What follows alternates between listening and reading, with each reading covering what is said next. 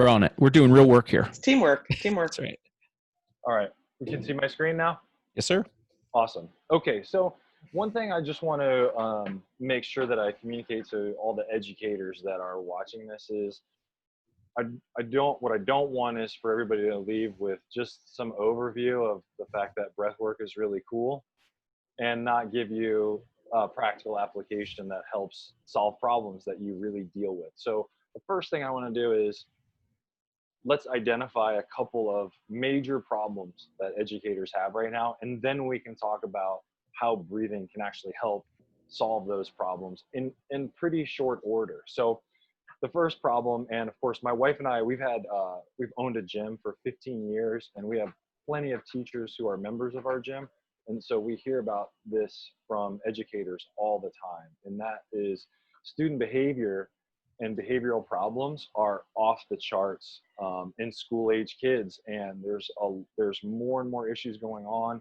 According to the CDC, 4.5 million kids have a behavioral issue, more than 4 million anxiety, right? We know that kids have skyrocketing anxiety problems. My own daughter, who's getting ready to go to college, has had issues with anxiety, and I'm like the breathing dude, and it doesn't make my kids exempt, right? So there's a lot of things that influence developing minds differently than when the rest of us came up. There's technologies in play that affect the way kids behave, parent involvement, lots of things, and millions of kids also suffering from depression. And we know that these rates are actually trending upward as well, and that when you have student behavioral problems, it becomes a tremendous distraction, and it becomes a constant management issue in the classroom. And it's really frustrating for educators to be actually able to do the job they're trained to do, which is to teach, if they're constantly managing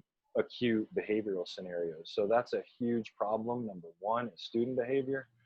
And then secondarily, teacher burnout is a big problem. So not only are students feeling more stressed and having issues, but teachers are having problems too. And according to the American Foundation for Teachers, 78% of teachers report feeling exhausted at the end of the day. They're done, they're cooked, just like it's working for the weekend, right? And 10% of all teachers leave after the first year, and that's all the way up to 70% in urban areas. And there's a myriad of reasons. The top three are really difficult testing standards to teach to, class sizes are growing, and then of course, like we just mentioned, behavioral challenges. And those stats are based on teacher educator surveys. So those aren't made up. That's based on reporting from teachers. And I'm sure everybody who watches this will be able to completely relate. Now, when we start to think about, what can be done about these problems, a lot of times we focus on things that are outward. And this is a natural human tendency, is to look out into the world for ways to solve problems that we have. And of course, when it comes to education, it's no different, because we're operating through the same lens. So we look at things like policy change, parental involvement, and social media, screen time, video games, that all these things influence how classrooms work, how educators feel, and where it all comes together. And while those things are really important, the power that we as individuals have over those things can be very, very small, and it can feel overwhelming when you try to address some of these major issues through outside-in techniques. And again, these are important issues that we must address as parents and educators and citizens. But one thing we forget is intrinsic tools that are built into our physiology that help us manage our stress and alter our behavior, both in real time and over time. So we can become more resilient and better at navigating stress with some really simple tools, because nature built them inside of us already. So if we learn how to access that stuff first, we can think more clearly and solve some of these problems we have with a much more streamlined focus.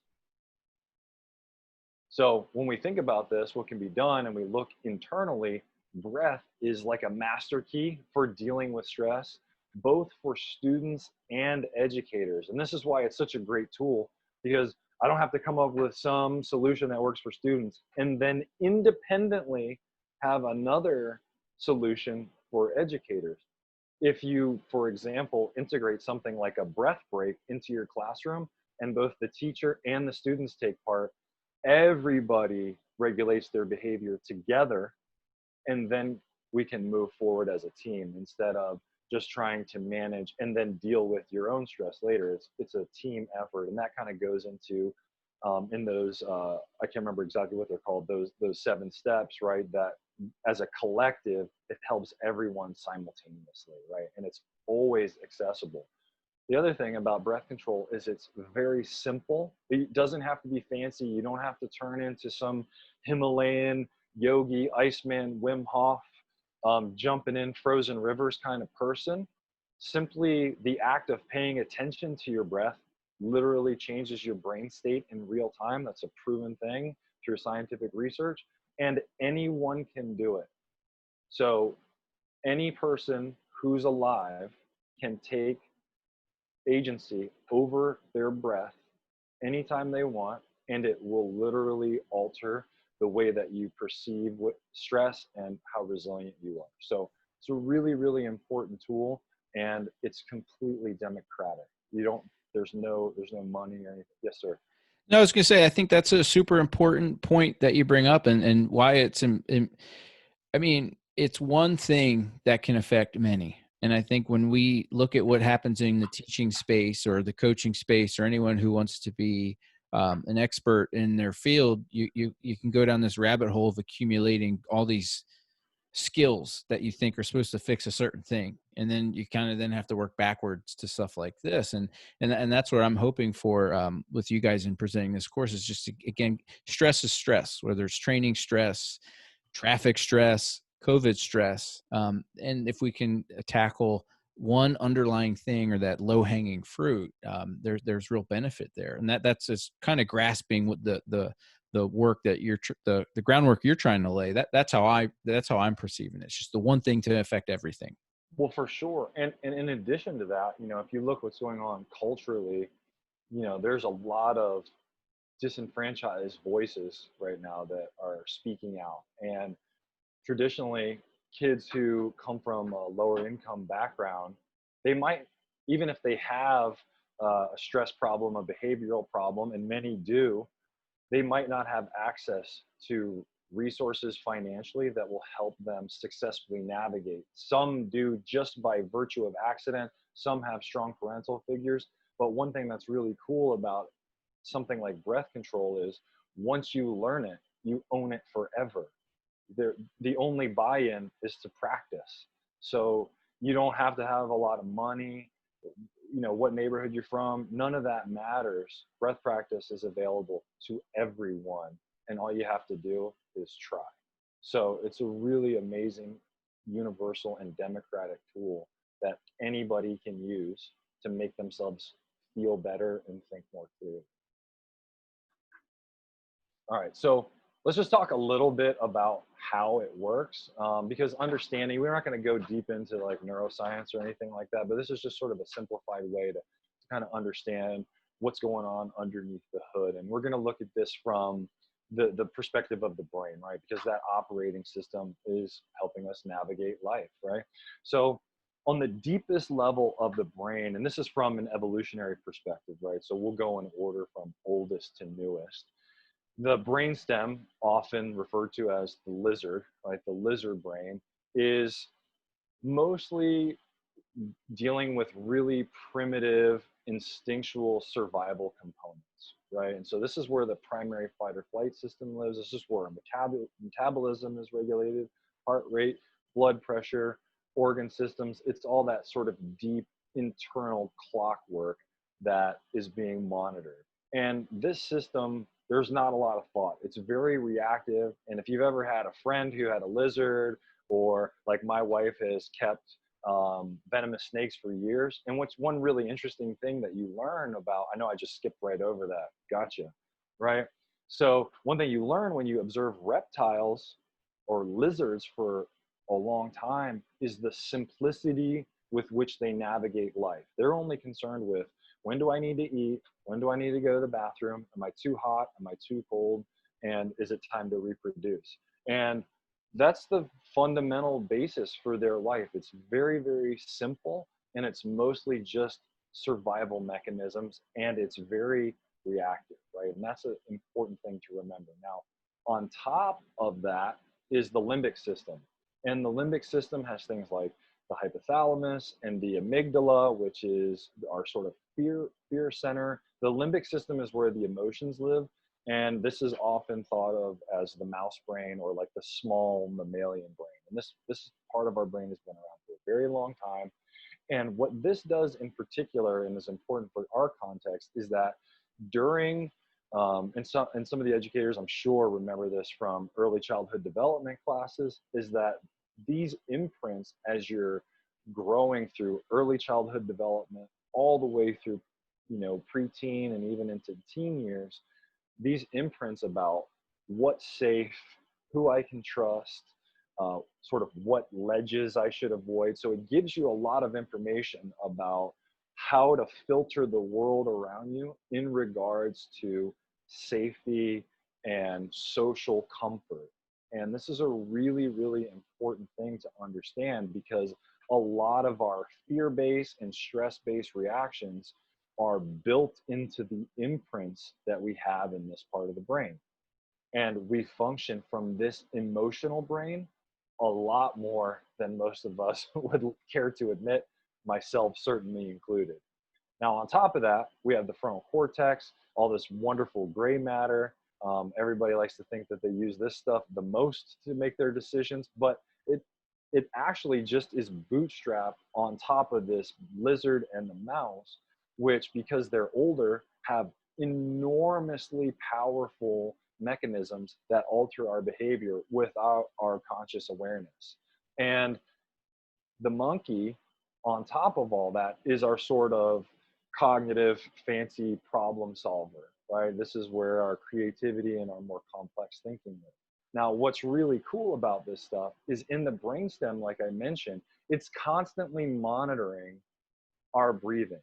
And the signal that gives us information, lets us know when to breathe and how much, is CO2, right? Which is a byproduct of our energetic needs in the body. And that can be based on how much we're moving around and how intensely, but it can also be based on how I'm internally perceiving what's going on in the environment around me. So literally, your limbic system, as information comes through your visual system and you start processing it, even subconsciously, your brain is going to predict how much energy is it going to take to deal with this. And so it may upregulate or downregulate your breathing and your metabolic processes based on CO2, that byproduct, in order to make you ready to go into action or to deal with what's going on, right?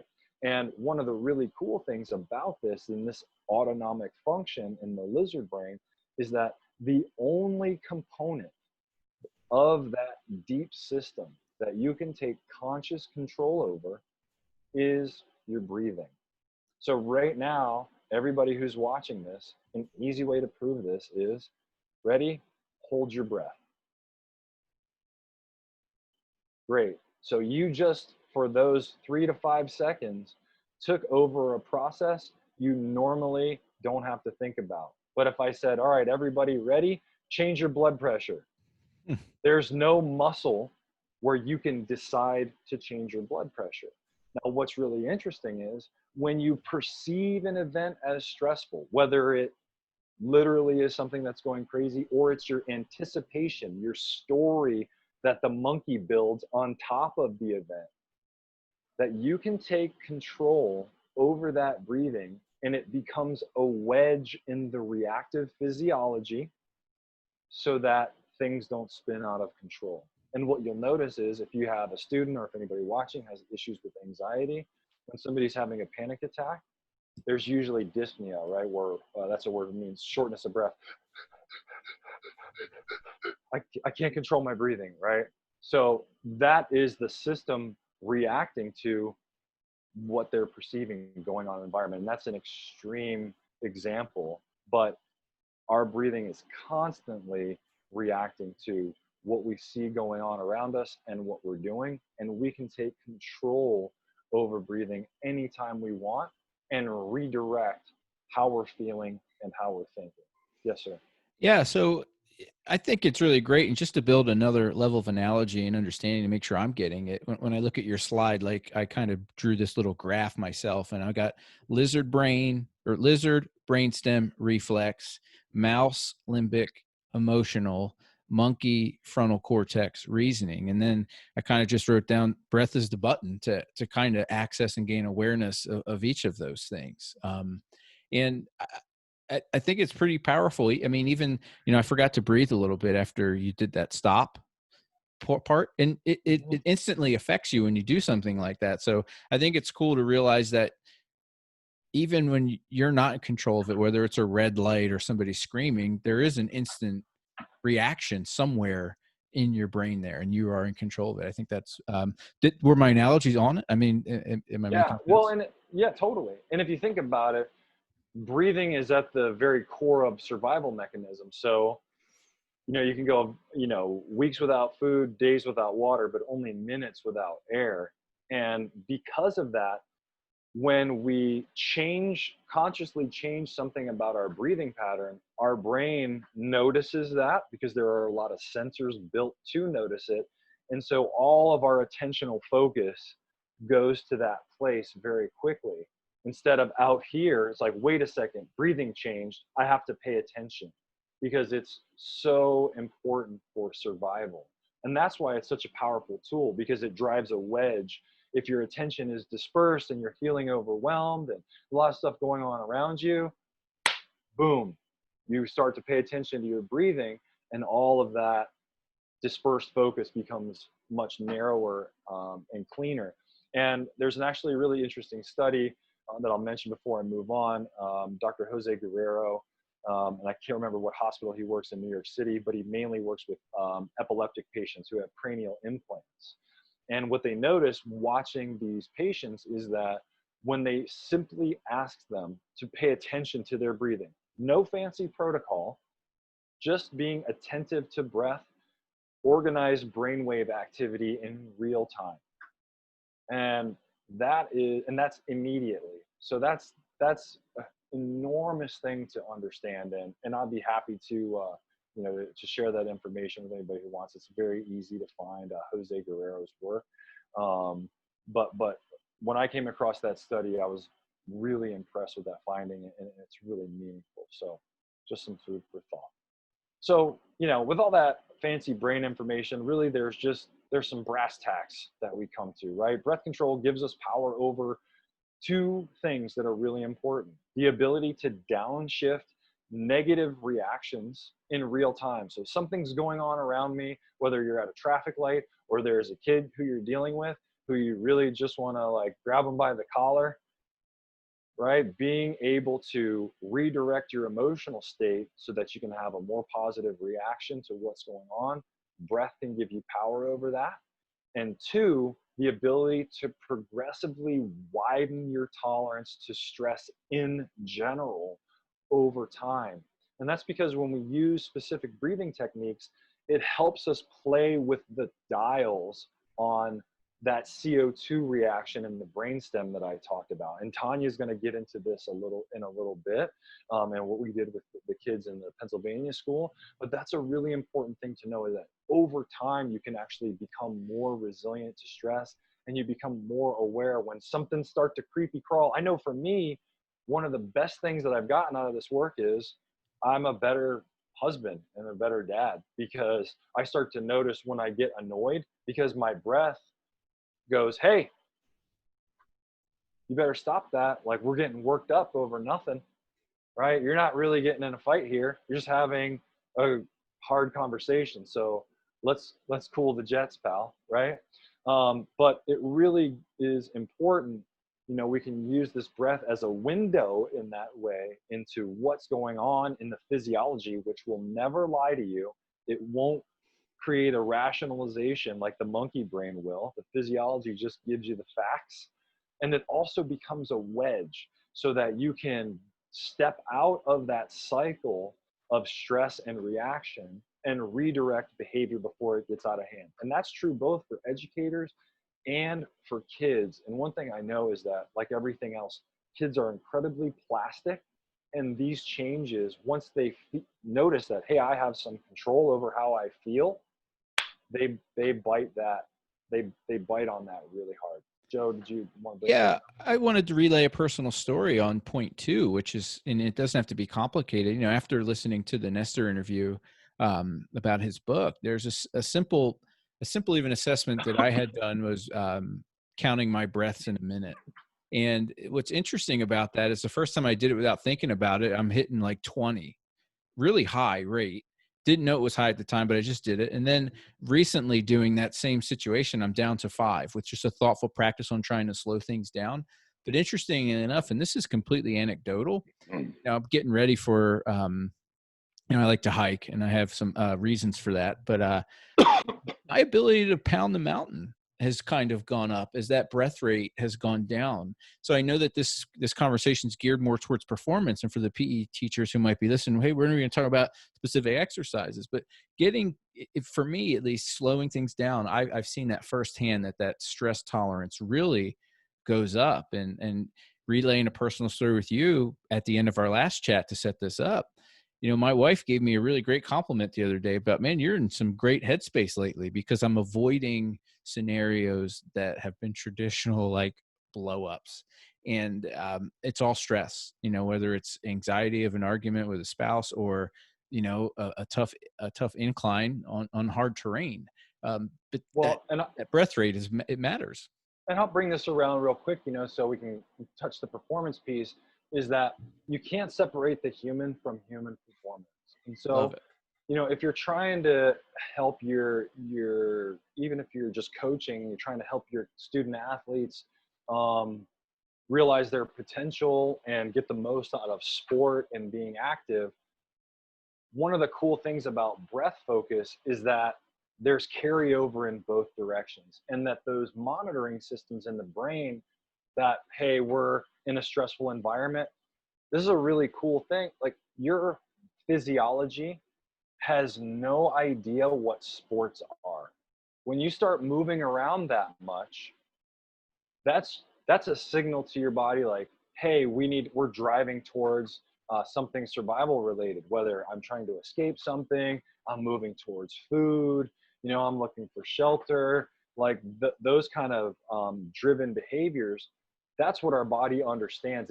That brainstem only understands that there's an upregulation in metabolism right then, and so breathing will change as a result. So whether we're talking about a stressful social situation in a classroom, or we're talking about performance, the ability to downshift a negative reaction in real time, that can mean dealing with a kid who's anxious about taking their first jump shot when you're having a basketball lesson in PE, who won't participate, and being like, hey man, sometimes you have to step to the line, you learn how to take risks, maybe you'll miss, and that's okay. We'll figure out what you did wrong and we'll do the next thing. And that's really the big point of sport in school, is to get kids those lessons and to get them engaged in physical behavior to learn. And in that moment, you can use a breathing strategy to help that kid dial in and focus and pull them out of the story that they're telling themselves about how good they might be, or what might happen, or I'm not fast enough, or I'm not good at this, and focus on, hey, let's practice the skill that I'm trying to teach you right now, right? And then same idea with widening stress over time. That's all stress. That's not just psychological stress, that's physical stress too, because again, that part of your brain doesn't know the difference, right? So here's a couple really easy things, and I hope everybody who's watching this screenshots this slide right away and sticks it, you know, emails it to themselves and puts it in their phone, because this works, right? And so we're just going to keep on with our 2 things right in the moment. So right when things are about to get silly, again, whether that's a sport environment and need to bring it down a notch so that we can perform well, or if you're in a social situation that's about to get out of hand. And these are really simple protocols.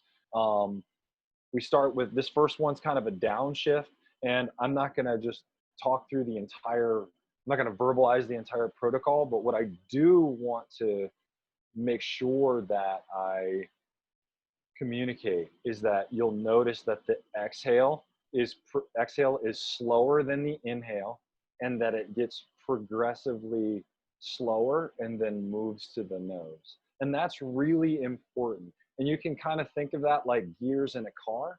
So you have a student, if you have a student who's at 5 and they're, whether they're huffing and puffing or they're having an anxiety attack, they're at a 5 and we need them at a 2, then this is a way to start, instead of just trying to jump the tracks, to kind of go, hey, we're at 5, let's go to 4, let's go to 3, let's go to 2. Okay, now we're where we need to be, and we can communicate with the rational part of your brain instead of the little mouse that's trying to get out of the maze. Okay, and 3 focused breaths like this can make a real change. What's important is that you get the full attention of the student, or if you're using this for yourself, to give your full attention to each breath. If you're wandering off somewhere else and you're half committed, you'll get half results. And that's, hey, that's just the way life works, not my rule. And you can repeat any of the steps before you move on to the next step. I'm going to go over the second one, Joe, and then we can address that, whatever your question was. And then for general stress and focus, 3 to 5 minutes a day, breathing through the nose only. Now, what's cool is that this ratio that I'm giving here for general stress and better focus, this is the one that was used in the study, this ratio, and Tanya is going to go into a little bit more detail. Breathing through the nose only, we have a 1-1-2-1 ratio. It only takes 3 to 5 minutes. So like an inhale for 4, pause for 4, exhale for 8, and then another hold for 4. And you're just repeating that cycle for 3 to 5 minutes. And if you find that, hey, after a few days or a couple weeks, this gets pretty easy, then bump it up. So it's just a little bit of a slight challenge, but it doesn't make you feel like, oh, I feel icky and stressed like I'm underwater when I do it. You don't want to be that far. But over time, you can increase the ratio and know that, hey, it's going to come and go in waves, just like everything else. But it will help you with general stress and focus. Joe, what was your question? No, it was a statement too that you made about put everything else down. I think that was really important. And again, with my initial thoughts on breath work, I was trying to do it in the gym, trying to do it for weightlifting, trying to do it at certain times, trying to do it while I'm cutting the grass, listen to a podcast. Like, and we have this idea to batch all this stuff into one thing, but with this breath work, to really optimize it, that's all you should do. Close it down, shut it down, and find that quiet moment for yourself. And I know that that would be super tough in the teaching setting when you have, 32 in front of you and you have this situation. So it might be cool too. I know that there's some interesting strategies from a teaching standpoint to kind of maybe break apart from a situation, whether that's, utilizing love and logic to ask questions or having some sort of mechanism to get everybody on one page so you can address this. But I think what's cool about this is when you do focus on it, you find that these mechanisms in these 2 to 5 minutes are a little easier to put into your day if you sit down and just do that rather than trying to compile it on top of something else. So no, I think this stuff's great. I think it's useful. It's something and I'll just focus on. And I'll just say before we move on to Tanya's portion of the presentation is, one, you can find time, right? There's found time for sure, right? If something's a priority and you want it to work, there's found time. But also, some of this is based on natural reactions. So sighing, right? When you begin to disengage psychologically from something that you find stressful, like if I'm having a disagreement with my wife, like, why do we do that? Oh, it's because that CO2 that we talked about earlier is starting to build up.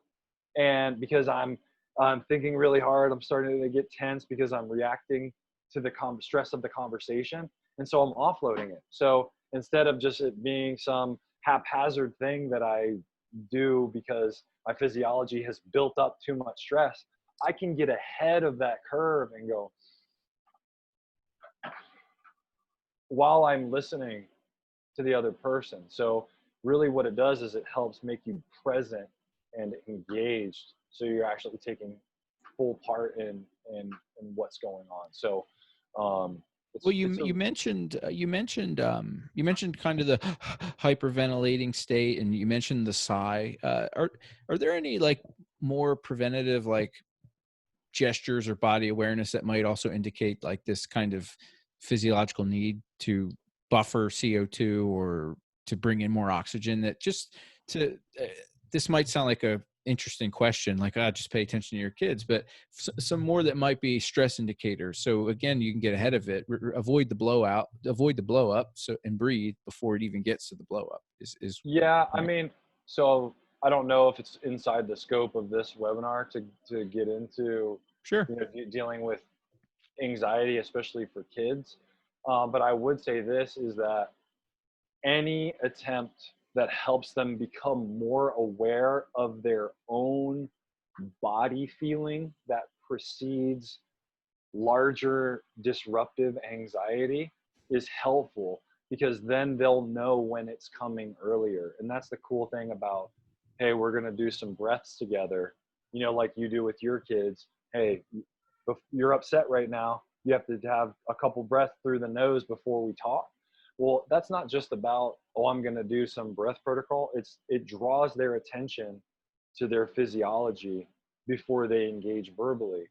And using tools like that help kids become aware of their physiology before it gets out of hand, then they become more in tune with the predictive mechanisms in their own body, right? So I don't want to eat up too much of Tanya's time, so I'm going to just move on from there. But I just want to say, I really appreciate the opportunity. I thank everybody who's an educator who is watching this, because it's really important work, and it's super powerful, and it can change things for you and for kids in your class. So I really appreciate the chance to speak about it. All right, I'm Very gonna stop. cool, thank you, Robin, and I'll